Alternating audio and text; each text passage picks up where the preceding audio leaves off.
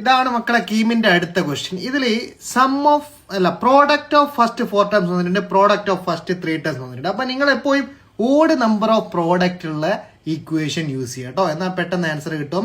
ഇതിൽ product of first 3 terms നോക്കിയാൽ 216 ആണ്. അപ്പം മിഡിൽ ടേം എന്തായിരിക്കും?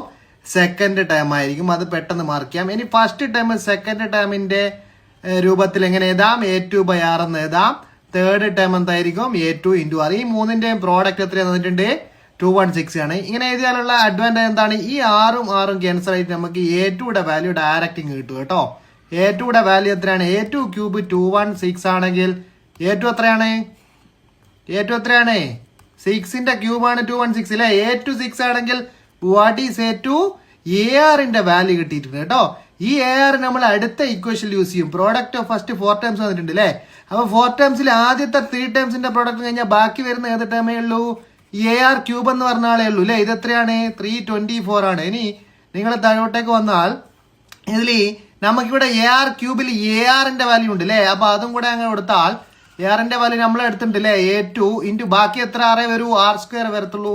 324 വരും അല്ലേ? ഇനി ARം കൂടെ ഇതിൽ സബ്സ്റ്റിറ്റ്യൂട്ട് ചെയ്യും.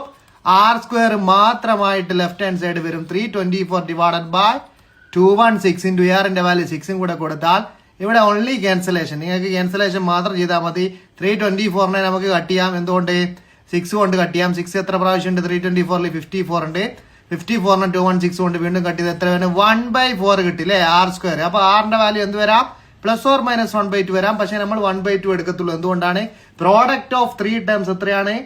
3 ടേംസ് 216 ആണ്. പോസിറ്റീവ് ആണ്, നെഗറ്റീവ് അല്ല. അതുകൊണ്ട് R 1/2 ആണ്. R 1/2 ആണെങ്കിൽ AR = 1/2.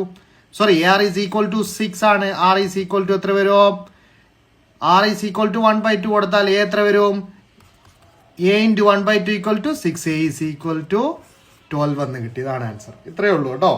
സോ ഇതൊക്കെ സിമ്പിൾ ആണ്. നിങ്ങൾ ഈ കീം എന്ന് പറഞ്ഞാൽ വലിയ ആനക്കാര്യമൊന്നുമല്ല കേട്ടോ. ഇതൊക്കെ നമുക്ക് പുഷ്പം പോലെ എഴുതിയെടുക്കാവുന്ന എക്സാമുകളാണ്. ഇതിനൊക്കെ നിങ്ങളൊന്ന് ജസ്റ്റ് ഡെയിലി ഒരു 2 ക്വസ്റ്റ്യൻ ബാർക്കൗട്ട് ചെയ്താൽ കിട്ടുന്നേ ഉള്ളൂ. ഓക്കെ, സോ ഇങ്ങനെയൊക്കെ ക്രാക്ക് ചെയ്യാം.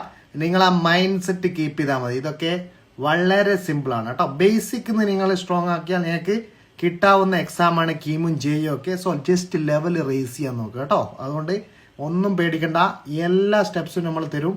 ഓക്കെ, സോ ജസ്റ്റ് ഫോളോ ചെയ്യുക പേജ്.